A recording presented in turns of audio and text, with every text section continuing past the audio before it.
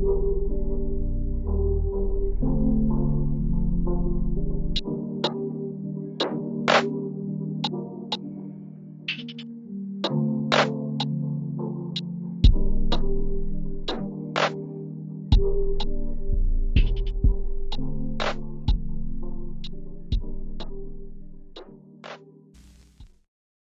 seems like the NHL has turned into Oprah. You get an 8x8, you get an 8x8, you get an 8x8. I was literally gonna say something like that at some point in this episode, but I think the standard now for not elite but very good young players just give them $1 million for 8 years. So the first two things I will talk about are two seemingly 8x8 deals, and the more I think about it, the more I think Jack Hughes might have gotten a little bit, I don't know the word for it, ripped off. We'll talk about that though, because like we will save it. But at the time, 8 million seemed like an overpay for him at the time. All right. Okay, let's talk about it first. The first 8x8, Tim Stützle, signs to the Ottawa Senators. Was it 8x8 exactly? It might have been a bit more. 8.35. All right. Initial thoughts? Initially, like when I first read the report, I said like whenever you see 8 million, that's not a little bit of money. So I was a little bit. My first instinct was like, oh boy, this might be a bit of an overpay just because it's 8 million. 8 years at 8 million for a young player who isn't a superstar just yet. Seems like a lot, but the more I think about it, the more I looked at it, I actually really like this contract. I think it's going to be really good value very quickly. All right. Why do you think that?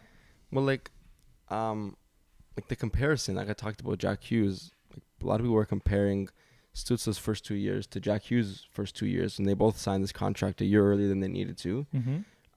Hughes scored at 0.44 points a game, and Stützle through his first two scored at 0.66. So that's considerably better. He's also played on maybe equally as bad of a team as Jack Hughes did in those first 2 years, and scored a 0.66 point per game pace. I think is really good, and he's going to be playing with DeBrincat probably next season. And Claude. And Giroux. So I can see him being close to, if not a point a game, depending on how good Ottawa is, and that 8 million becomes a bargain immediately. No, I agree. My only problems with comparing him to the Jack Hughes deal is that, yeah, they're initially the same projection when they both weren't great, but I've never seen a player have that like takeoff that Jack Hughes has had in my life watching hockey. All the guys that I've seen pop off early in their career popped off as soon as they got into the NHL, and obviously those are superstars like McDavid, Matthews. You can't compare them to those types of players, but I've never seen a player look somewhat mediocre, slightly above average like Jack Hughes was, and then turn into a 100-point player. I have no clue how that happened. And do you think that can be replicated again is my question. Well, I don't know if he can become a 100-point player. That's a big ask. But even if he becomes point a game, that's worth it. And he's going to be playing with significantly better players, right? Jack Hughes, I think Jack Hughes was like unique because he was, I can't talk much, but he was a pretty scrawny dude when he came into the league. And he hadn't really played against men ever. He was playing like the development program with the States where they were playing college teams like prep schools and stuff like that. So it's very different. So he probably needed a few years. I think the Devils, they took a bit of a gamble and it clearly hit. But I think like different profiles, because Stützle was playing in Germany, he's playing against men. Maybe he had a little bit of an edge coming in. But I can see him definitely taking a step in point production next year. Yeah, I agree. And not for nothing. He did put up, 58 points in 79 games? Like, that's not nothing. A 60-point player gets paid $6 million. And I mean, probably, they're obviously paying him for his future projections. Exactly. When I first looked at this deal, I also thought it was a lot. But then as I thought about it more, Ottawa currently isn't in a position where they can compete for the Stanley Cup. So in their minds, or what I'm at least thinking, is maybe they go, we'll overpay for the deal now while we can take hits against the cap because we're not trying to win. Yeah. And then in 3-4 years, when this deal becomes an incredible bargain and we're making a push, our contracts look really good. I think that's the Sens right now for a team. I think Sens fans think they're a really good team, but let's be real, they're going to be on the cusp of a playoff spot, and I don't think it would be a disappointment if they didn't make the playoffs. I agree. But they've got a lot of big money contracts now. I think they have 4 guys signed to like 8x8. You know what's funny is that all these Ottawa fans, when they were terrible, were making fun of the Leafs for their contracts being so big. But now I think Ottawa fans are starting to realize that in order to be good, you got to start paying people money. What do you expect? People are gonna just stick around for free, and you got to pay people. I agree that this contract looks like it can turn into like a William Nylander type steal. Nothing about his numbers at face value are incredible. Like, overall, like purely percentiles, he's in the 20th percentile, both offense and defense. But I agree, he's getting better every year. And then when you look at his advanced stats, like the dude is like play drafts pretty well. He's in like the upper like 80th to low 90th percentiles in zone entries and exits. And you're right, he wasn't playing beside quality players. I couldn't even name you his line mates. I think it was Nick Paul for a little bit of time before he got traded. Honestly. Leaf killer. Yeah. And another thing, like his forechecking and retrieval stats are honestly within the upper 90th percentiles. Like the dude works hard, and it's not like you're even paying him because you think he's going to be great. Even if he stays at 60 points for his entire career, it now becomes a slight overpay at $8 million. Yeah. Right. And we're not at the worst, because I don't. Exactly. Guys don't get worse in their early 20s. 100%. He's in his early 20s, and like you said, he's going to be playing beside the most underrated goal scorer in the league, one of the better playmakers in the league in Claude Giroux. I can really expect this guy to start putting up a point a game. And a point per game isn't far off what he was doing now with no names beside him, right? No. This deal, I agree. And you got to pay money for a center. He looks like a Exactly. clear number 2 center. The number 1 center is a pretty good centerman too. Yeah, and they're this almost identical contracts, which is kind of funny. I mean, 8x8, at first I agree. I thought it was a lot, but now that I'm looking at it, I mean, it actually does look like a relatively good deal. I think Pierre Dorion deserves a lot of credit, because he, like us, probably thinking, if he's playing with DeBrincat and Giroux, I could easily see him putting up a point a game. And then what does his contract become next offseason? Not 8. Yeah. If they were willing to give him 8 now, it was going to be at least 9 next season. That's a good point. I am pretty surprised that Tim Stützle signed this deal now, knowing that he is going to play with those guys next year. Because it's not like those guys are playing on the first line. The first line's set in Ottawa, right? It's Batherson, it's Josh Norris, and it's Brady Tkachuk. Yeah. He's going to be playing with 2 of the better players. There's no way he has a year worse than this one. And then he could have probably signed a 9x8. But I just wonder, if someone says, here's $64 million, like how hard is that to turn down? That's fair. He already had, I think in the World Juniors, didn't he break his collarbone or something like that? That's fair. I wonder if that's just like, okay, I mean, like if I can make it 70, great, but 65 is still 65. That's fair. And now, okay, so in a world of hypotheticals, let's say that Tim Stützle signs this deal 8x8 something. Jordan Kyrou, who we'll talk about soon, also signs the 8x8 something, and Jack Hughes hasn't signed yet. Seeing that precedent, what do you think Jack Hughes would sign for after that incredible, like literal 90-point pace second half of the season he had last year? Like, do you think he'd get 9.5? I think he would probably ask for 10 and get somewhere in the 9s. The problem with Jack Hughes is that he turned it on later in the season. If he had maintained even something remotely close to his 90-point pace throughout the whole season, he would have been so much, like, in such a better position. But if they were willing to give him 8 when he was not looking like the number 1 overall pick that he was, then I could see them being desperate enough to shell out like 9.5, 10 to keep him. I agree. And all these people on TikTok and on Instagram are saying, oh, Jack Hughes got ripped off. Jack Hughes got ripped off. At the end of the day, he got paid, $70 million for having a half of a great season. For all you know, he could regress towards the mean night last year. Exactly. And now all the narratives change. It seems like we'll talk about this pretty soon. Actually, this segues quite nicely into what we're going to talk about next. NHL fans have this consideration where when they look back at deals, at trades, at signings, to only judge the deal based off of what happened. And that might seem a bit short-sighted from my point, but I kind of want to talk about the Erik Karlsson trade a little bit now. Do you have anything else to say about Tim Stützle before we move on? Not really. We can like return to this in a little bit. I just had a question. Okay, for you. Ask me the question first. Okay, because there's a lot of this Hughes and Stützle talk. I saw a lot of people on TikTok or on Reddit or whatever saying, and I don't know why this was a discussion, because for me it's not, but would you rather have the Devils top 6 or the Senators top 6? And just for reference for those listening, the guys in the Devils top 6, you have Jesper Bratt, Nico Hischier, Andre Palat, Jack Hughes, and then you have Sharangovich, I think that's his name, and Dawson Mercer. And then for the Sens, we talked about it a bunch: Tkachuk, Norris, Batherson, DeBrincat, Stützle, Giroux. I mean, I hope I don't sound like a moron here, but it's got to be Ottawa. Yeah. It has to be. 100% Ottawa. But there were, I mean, probably primarily Devils fans arguing very passionately that the Devils top 6 was better.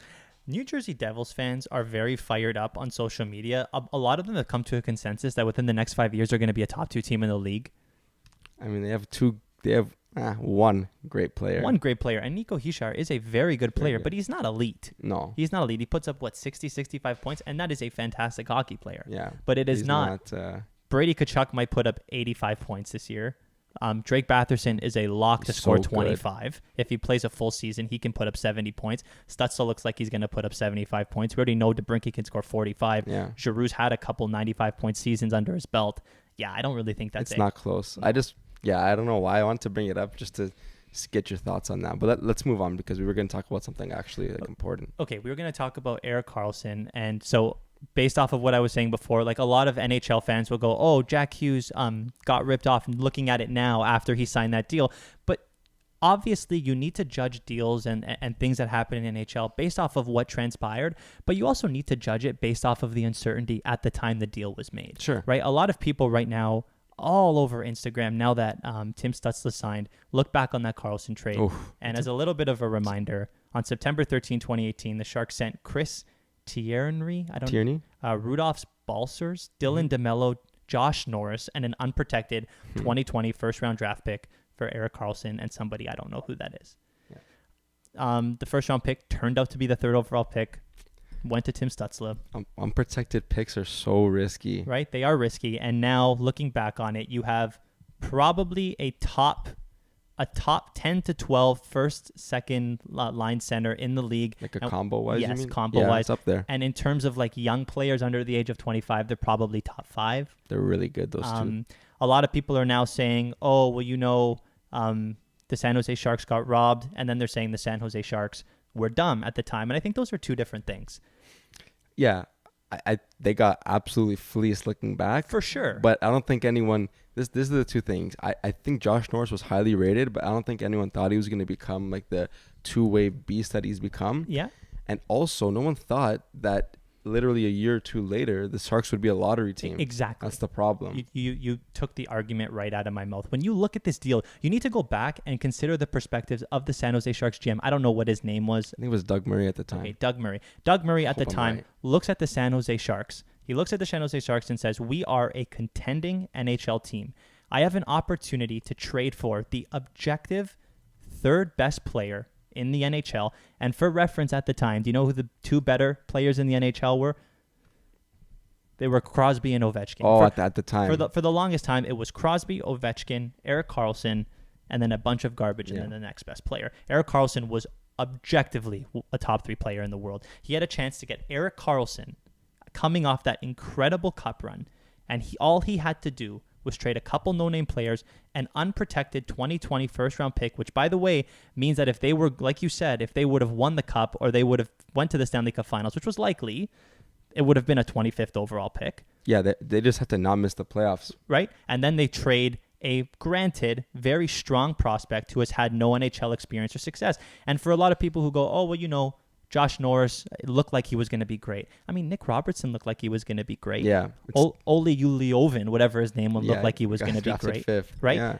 What I'm trying to say here is at that time, you got the third best player in the league when you were having a chance to win the cup year in and year out. And all you had to do was give up a 25th overall pick and a guy that you didn't know was going to be great. And worst case scenario, you don't win a cup. Josh Norris turns out to be an okay player, and the guy the draft turns out to be an okay player. Sure, you slightly lose the deal. The San Jose Sharks probably had the worst luck I've ever seen out of any team on a trade. Yeah, their decline was just like so fast. Right? It was incredibly fast, and the two guys that ended up that they traded for turned out to be one of the better 2 young players in the league. But my argument is at the time, San Jose won that deal. Well, because they got one of the best players in the league. I mean, so immediately, like they were, that's the guy they wanted, and they were in win now mode. Like all fans want their GMs to go all in when they're 100%. There. Also, quick clarification: it was Doug Wilson. Before people come for me, Doug Murray is not a person. Doug Wilson. Okay, but regardless, did he expect Erik Karlsson to have 2 ACLs and an Achilles surgery and turn out to be one of the worst contracts in the league? Couple of bad groin injuries, and it's tough. It was tough. No one would have expected Erik Karlsson to have the decline that he had, and for Tim Stützle to turn out to be that type of player, and for them to get the 3rd overall pick, and for Josh Norris to be that type of player. The argument I'm making is that looking back now, obviously it was a fleece, but 95 times out of 100, if you re-simulate that deal, the San Jose Sharks win that deal because they have a chance to win the cup. Erik Karlsson stays as a prime Erik Karlsson, who was better than Victor Hedman at the time. At best, Josh Norris turns out to be a second-line center, and the guy that they draft would have been a late first-round pick, and he probably would have taken years to come into the league. If ever. Right? I think the drop-off after, the first 5 picks, it's the gap between, the 7th pick and something in the second round is not what people think it is. Yeah, and what bugs me now is a lot of these NHL fans are going, not only did San Jose get fleeced, but San Jose made one of the dumbest moves of all time. Those are two different things because if any NHL GM can see into the future, then their job's easy, but they operate under uncertainty, and it's like NHL fans forget that. Yeah, they do, because NHL fans are very reactive fans. I think all sports fans are, but we see it from hockey fans the most because we're hockey fans, so we interact with hockey fans. But yeah, it's very easy to go back and say this trade was terrible, but a prospect and 2 roster players is pretty standard for any trade. Never mind to get one of the best players in the league at the time. So. As a comparison, I genuinely don't know if prime Cale Makar was better than prime Erik Karlsson. They are pretty comparable players. Very similar. Right? And that's like the Colorado Avalanche going out and trading an unprotected 2025 overall pick. Sorry, another team going out and trading an unprotected pick and a guy that they took in the late first round and 2 random players for Cale Makar. Yeah. If that happened now, everyone would say Joe Sakic needs to be fired. Yeah. I mean, in a vacuum, that's kind of what happened. 100%. I'm trying to, for newer hockey fans that didn't know who Erik Karlsson was, that was the trade that was made. And at that time, I remember everyone on SportsCenter, I remember it was at the time that Jay Onrait and Dan O'Toole was still on, I'm pretty sure. And they were going I don't understand this trade. Yeah. And the Senators, if people remember, they were in a tough spot because that was the year where they had to get rid of Karlsson, Hoffman, and Mark Stone. They got rid of them all, I think, in the same 3-week period before the trade deadline because none of them they were all up and none of them were going to sign. And Mathot too, right? I don't know if Mathot ended up. I don't remember what happened with him, but looking back, Pierre Dorion did great, but at the time we were all thinking, ooh, maybe he could have done better. So it is it's very hindsight is 2020, and I think it's easy to look back and be like, oh, this trade was great, this trade was bad, but that's not, like you said, they don't see into the future. So how you have to take risks, and you have to 100%. Yeah, 100%. William Nylander went in the first round, right? I think it was 7th. Yeah. So the 7th. That's like the Leafs when they draft William Nylander, sending William Nylander, an unprotected 2020 first round pick, over to the Colorado Avalanche for Cale Makar. Can you imagine if that happened? Even Nylander as he is now, everyone would make that trade. Never mind as a prospect. Exactly. Yeah. At a time when you operate under uncertainty, and the odds are that 7th round pick, he could be a first line winger, but there is a far greater chance he's a 3rd line depth player. Yeah, I mean, this like we said, that there's this precipitous drop off in value even in the first round. So I've actually come a long way in terms of, I used to hang on to prospects for dear life in my head. Obviously, I don't power where they go. I was like, oh, don't trade him because he could be so good, but he could be also not good. And that's far more likely. Yeah. I think a guy on Twitter posted a graphic that answers this exact question. I think the percentage of star players that got drafted 1 to 5, I think was 45%. And then then from 5 to 30, it was 15 to 10. Yeah. Right? You wouldn't trade a guy, it was a 10% overall chance of turning into a guy that you're going to trade for.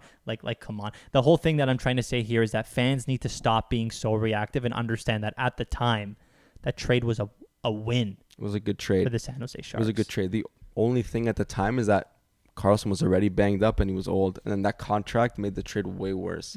But that contract is not the trade. You have to separate the two. Maybe making the trade was a good trade, but then signing that contract was a bad contract. But those are 2 different things. Yeah, that's all I had to say. That's a fair point. I honestly think NHL fans are the most reactive fans in all of sports. They're very tribal. Yep. Thanks for watching. If you enjoyed this video, please hit that like button and subscribe for more content. And find the link to our full podcast and all our socials in the description down below. Also, don't forget to turn on those notifications to get live updates on new videos that we release.